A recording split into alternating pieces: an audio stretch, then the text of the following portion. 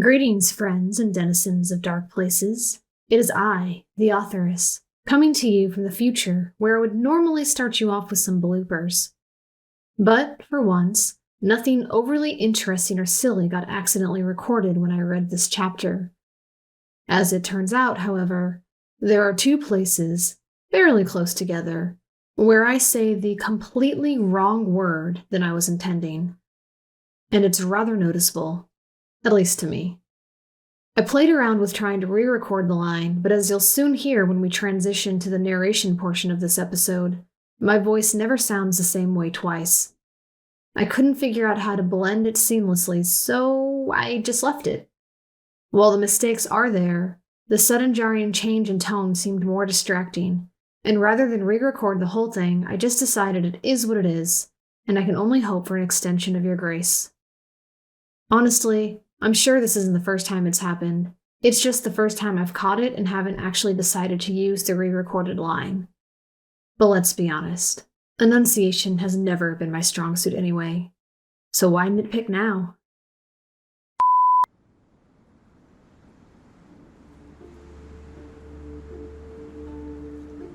Welcome to Forsaken by Shadows, a production of stories by Sarah Danielle. Before we get started, I have a few shout-outs. These names will be no surprise to you. You've heard them before. But I would rather err on the side of too much gratitude, rather than not enough. First, I want to thank Abby from the Tomes of the Chaos Bard podcast for helping me with these last 3 chapters, the one I'm recording now and the 2 previous ones. I was stuck on them in the writing process for weeks trying to pare them down and put everything together. There's just so many plots and subplots happening in Season 3 that it can be difficult to know when to mention what, and my outline is more of, well, a generalized list of what needs to happen. Abby previewed my very, very rough drafts and helped me to identify some areas that needed work, so hopefully the pacing is going better now. Second, I want to thank Rhett from the Stack of Dice podcast for his suggestion on improving the audio quality in my new office space. You probably noticed the last 2 chapters were, well, echoey. Hopefully, as I record this under my brand new blanket fort, the sound of my future chapters will improve. Now, on with the story. Previously, on Forsaken by Shadows, from Emma Lara's point of view. Nothing is okay, but very few of us know it beyond myself. So that means we have to act like everything is okay. We, the people of Lana, mourn the loss of our fallen songblades, and against my will, the council voted to send Torafane and 8 others into the wilds for vengeance and information. Torafane, at least, knows who we suspect the killer to be. The others, especially those of my city, do not. How could we tell them? The truth would incite panic. It is far better to deal with the threat quietly, to make it go away so that no one, not one of the people hurt by Drow have to fear a return to slavery. To minimize speculation, we forge on with a better topic, that of the festival when the fleet returns. If they return, but I shudder to think that way. Torafane will be successful. This enemy will be defeated. I must believe that. So we go on.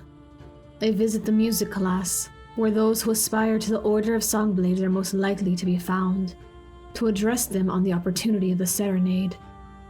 That is when we raise new Songblades, and if they are to join, they must start thinking about it now. But there is one particular individual I wish to address, and I don't trust her to believe in herself enough to take initiative to ascend on her own. She's far too fragile still, far too broken, and yet, there is within her a resilience forged from the fiery trials of her life. It is, perhaps, unfair to lure her into the clergy when she is still so young and unsure of life, but I must try, because she has magic. Magic, so rare a gift to our order, and one I would rather not see leave without a tether to our oaths. Yet even as I plan it, I see fear cloud Mazira's face. Her eyes go glassy, and there's a small stir as Tiana struggles to call her back from whatever history my speech has triggered into her view. I have seen flashbacks happen before, experienced them myself, and I almost change my mind. Mazira needs more time. But we are running out of time. We are almost discovered, and 4 mages are already dead. We need every songblade Elistrea will give us. So I invite her to stay after my address, and we discuss her future. It is probably wrong of me to feel relief that she isn't ready to leave Lana yet, not when her source is fear and uncertainty. But I am. I want her to stay here, to be molded and guided by Elistrea's faithful. She has a beautiful soul, and will make an excellent priestess one day, if she decides to stay. But our conversation is interrupted when Satara bursts into the room, and my worst fears are confirmed. Bodies have been found in the river, 7 of them total. 2 are missing, and I dread what has become of them.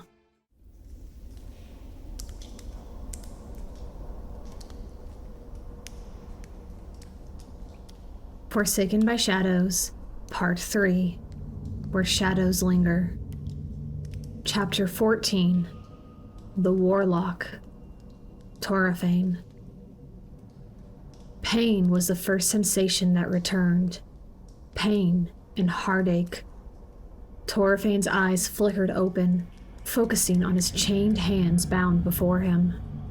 He blinked once, and his bleary vision sharpened, taking in the rest of his surroundings. He sat hunched over, stripped of all his belongings save for his linen trousers, his bare ankles chained like his wrists. He ached and itched where the throwing knives had dug into his back, the wounds sticky with congealing blood. How long had he been out for? By the way his muscles cramped, several hours, if not a full cycle. He measured his breaths, inhaling slowly before finding the strength to uncoil and take in more than just his captive hands. Cold metal bit into his shoulder blades, the bars of what appeared to be a slaver's cage, barely 4 feet by 4 feet, and not quite tall enough for him to stand to his full height. Because apparently chains weren't enough. Fantastic. "You're awake," said a soft, cracked voice beside him. "Think Elistrea." Torafane tensed, even as he recognized Chrysla's form and voice in another cage beside his. She was bound similarly to him and stripped to her underclothes as well, allowing for a perfect view of the abdomen he had ripped open. Gods, had he really done that? His eyes dragged themselves to her navel before his horror could convince him not to look, fully expecting to see the worst.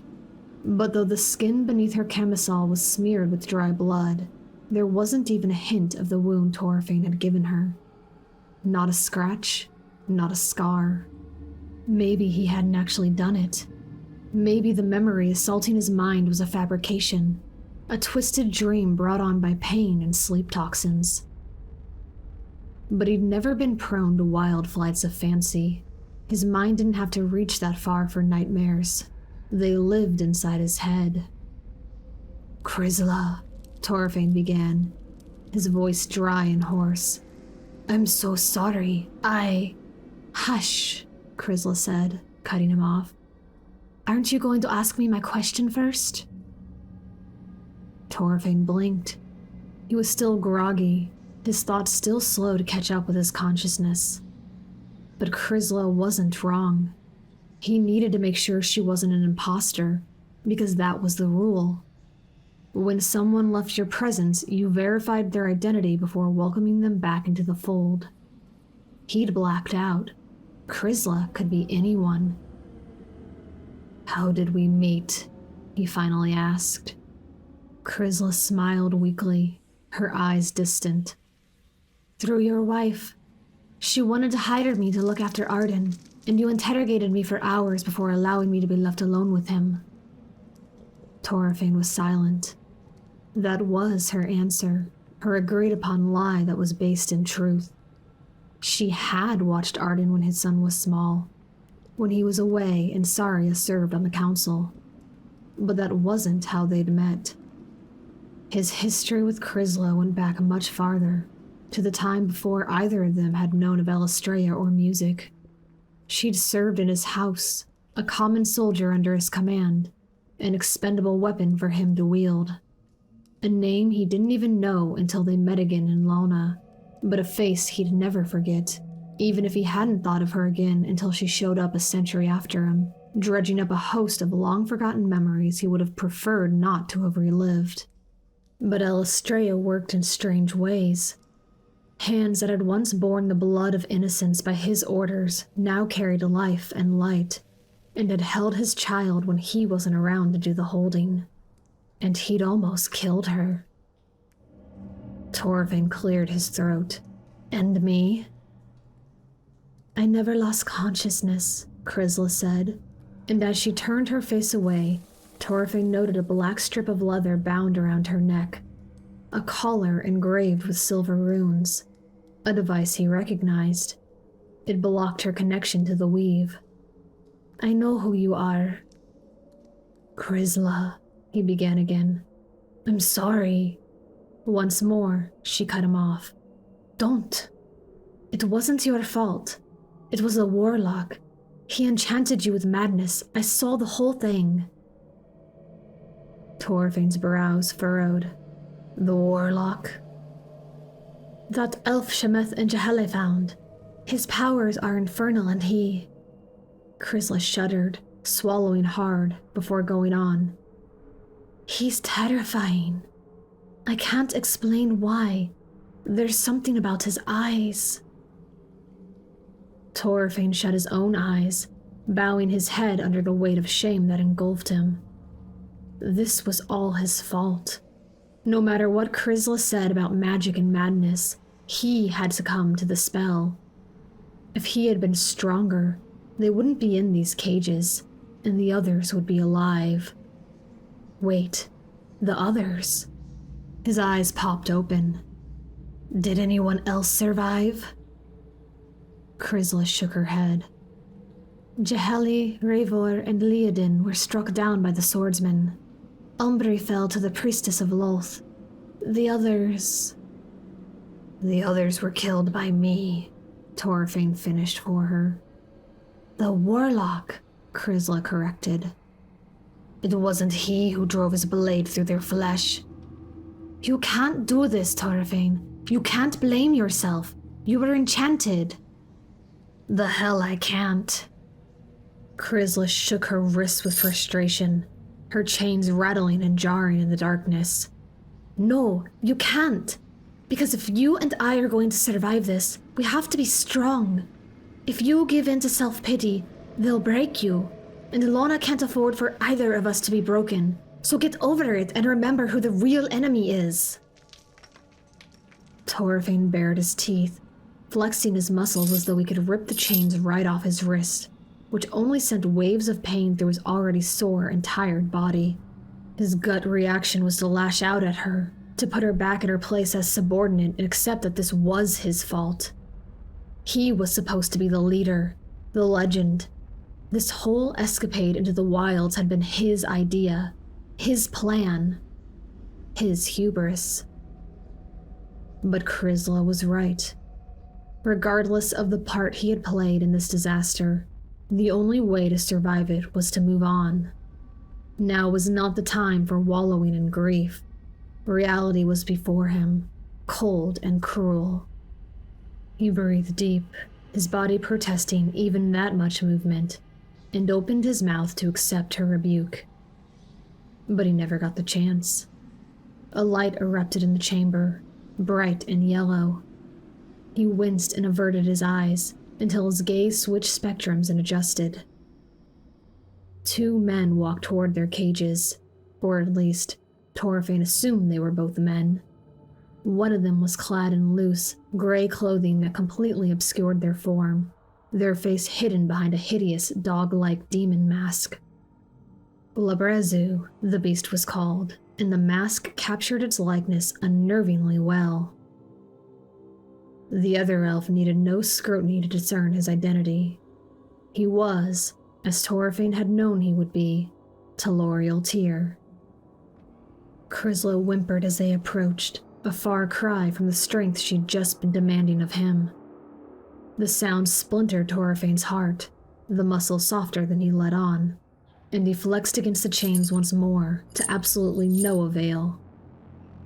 Rage simmered like coals in a hearth, volatile and dangerous. How dare these elves get the better of him? Enchant him to defy his own will, murder his comrades, and frighten Chrysla. He was going to flay the flesh from their bones, pluck the sinews from around their still-beating hearts, crush their... What? Who was he kidding? Bound and caged as he was, there wasn't a damn thing Torfane could do to make good on the old wicked impulses of his heart. All that remained was to sit there and seethe, as the gray-clad stranger stopped before him. "Ah, you are awake," he said, and Torfane recognized the voice of the pale elf who had snuck into their midst. How had he done it? How had this monster fooled his scouts? The wounds had seemed so real. Was it all an elaborate act? Some trick of magical illusion? Torfane wondered, but he didn't ask. He just waited as the stranger settled before him, seating himself with legs crossed and the lantern at his side. "Wonderful," the Warlock said. Telorial loomed behind him, on the edge of the shadows, looking on with a twisted smile. "I have been so eagerly looking forward to making your acquaintance, Torfane Zeren, 9th son of House Zeren, traitor of blood and name. I believe we have so much to talk about." Torfane barely concealed a sneer. "Who are you?" he asked, ignoring Telorial's presence. "What do you want?" Of course. Where are my manners?" The elf lifted a hand and removed his mask, revealing the same pale skin and red eyes. Surprise managed to ripple through Torfane's hate, though he was careful not to show it. He'd begun to believe the whole act an illusion. But if the skin was real and the eyes were real, what did that mean for the blood? "I am called Ivory," the elf said, setting the mask gingerly beside the lamp. All of his moves were like that, methodical and careful, as if Torfane was a wild animal he didn't want to make sudden moves in front of. Not a bad assumption, actually. "For obvious reasons," Ivory added. He pulled back his hood, exposing smooth, drow-white hair. "And I believe you are acquainted with my associate, Telorial Tyr. As I am sure you are smart enough to ascertain, we want from you what all captors want from their prisoners: information and leverage." "We're not going to tell you anything," Torfane said, as evenly as though he were turning down a bargain in the market. "And no one will trade for us." The elf, Ivory, smiled pleasantly. "Ah, I do so love the formalities of hostage-taking, don't you? You insist we cannot break you. I offer you some ominous threats, and so on until the bloodletting begins. But alas, as much as I desire to prolong our acquaintance, my companion here is not so patient. So let us skip the formalities and get to the part where I make you very, very aware of the predicament you are in." Torfane's expression darkened. "I think we are well aware of our predicament." "Perhaps." Ivory's gloved fingers tented together. "But I would so hate for there to be a misunderstanding." His eyes roved over Chrysla. "I want you to understand what your defiance will cost, so that when she screams, and she will scream, you will be fully cognizant of the fact that you chose this path for her, Commander Zarin. He chooses nothing for me, Chrysalis snarled, though Torfane could sense her trembling. I defy you of my own free will. You will get no information from us. Ivory said, his lips curling into a sinister half-smile. He looked at her the way Elistrea's cats looked at their daily portion of river trout. We are skipping that part, remember? Predicament now, so we all understand each other. Take off these chains, Chrysalis snapped back, and I'll show you how well we understand each other. Ivory just smiled at her, before shifting his eyes back to Torfane. This is your fault, you know. Everything was going according to plan, until you chose not to play along. No one had to be lost. No prisoners had to be taken, had you done your part as well as your scouts. What can I say? Torfane said. I live to disappoint. Well, you certainly succeed. Ivory shook his head, making a tut-tutting noise. You're supposed to ask what I mean. Torfane just stared at him, refusing to be baited. If the elf liked to talk so much, he'd let him. There was much to be gleaned from an overabundance of words.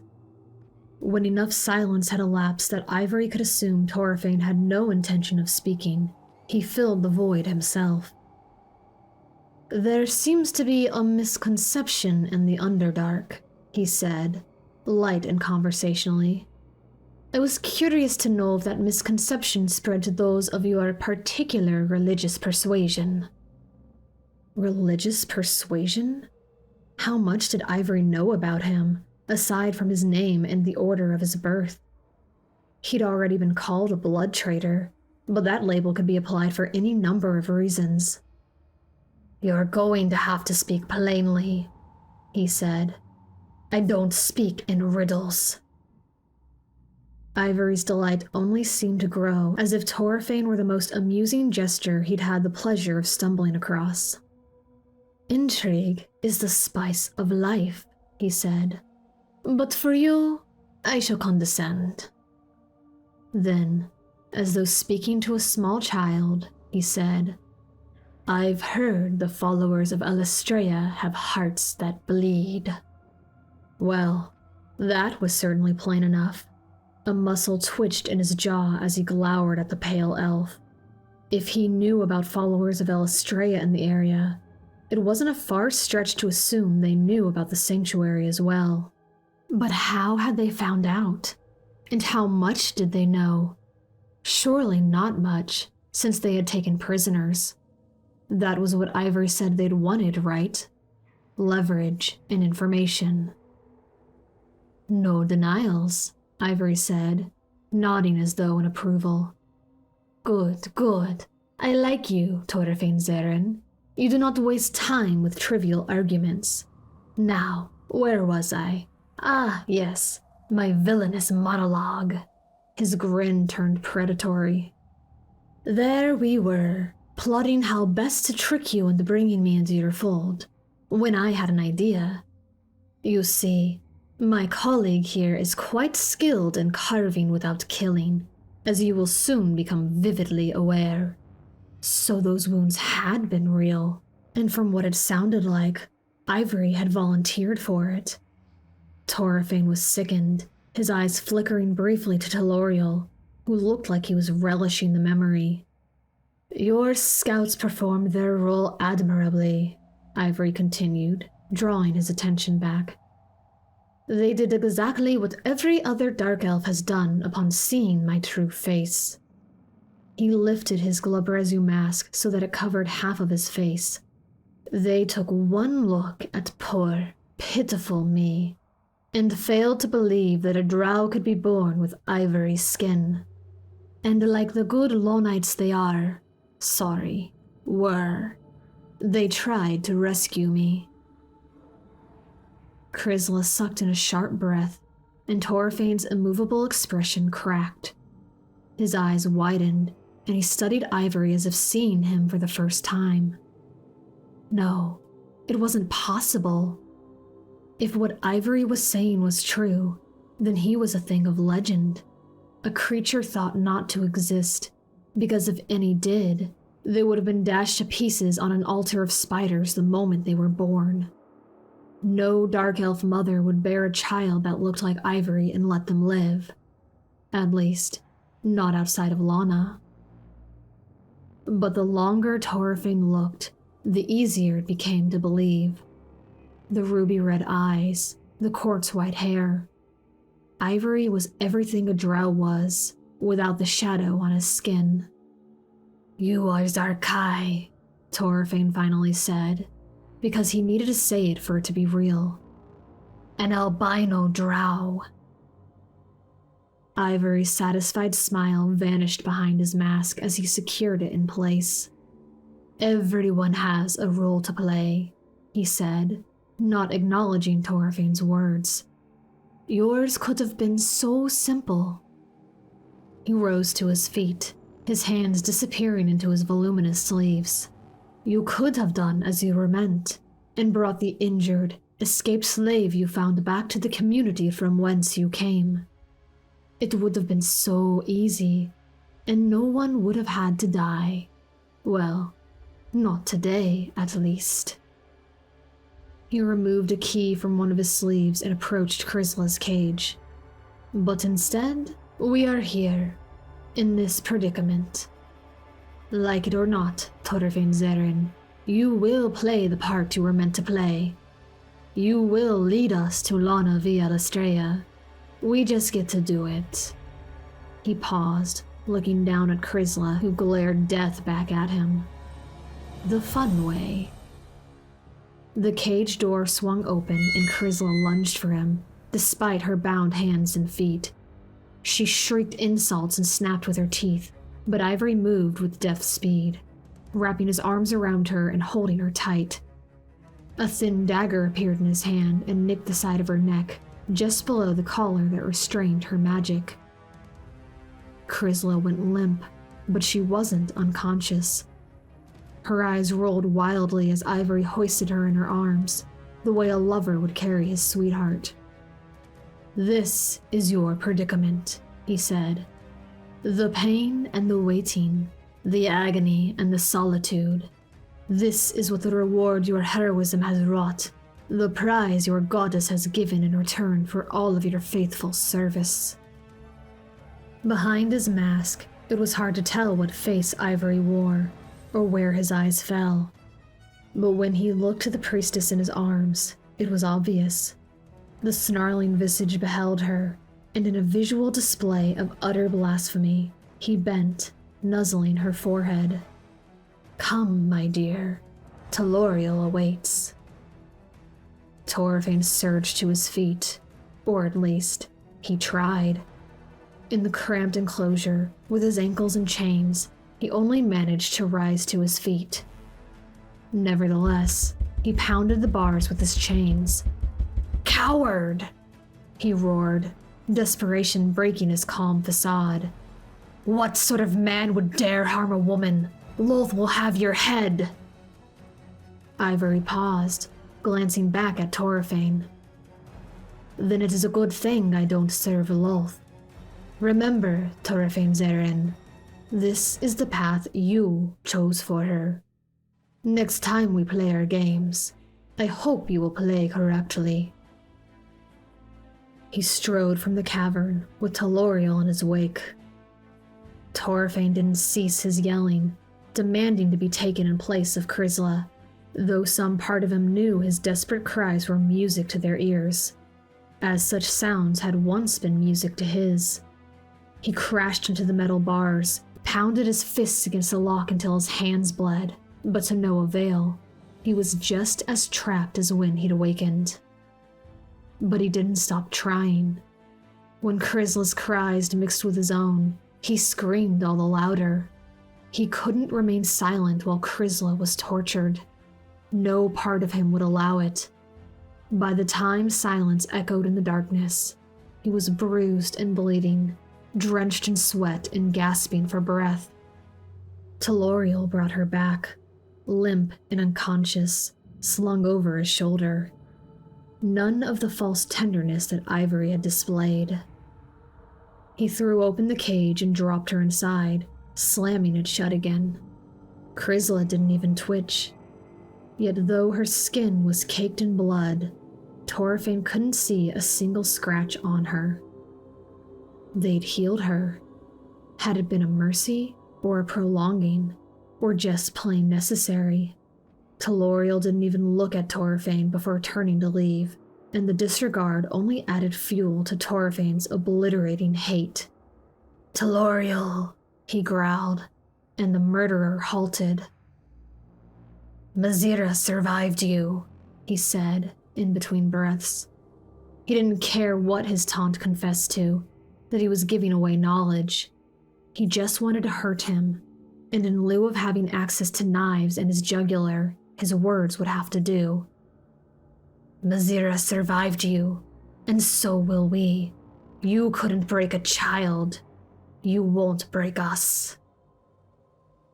Telorial turned, his mouth twisted in a sneer.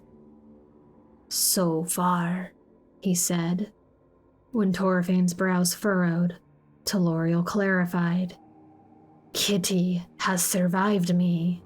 So far. Rest well, my old friend. Your session comes next." And then he left Torfane in the dark, with nothing but the sound of his own beating heart.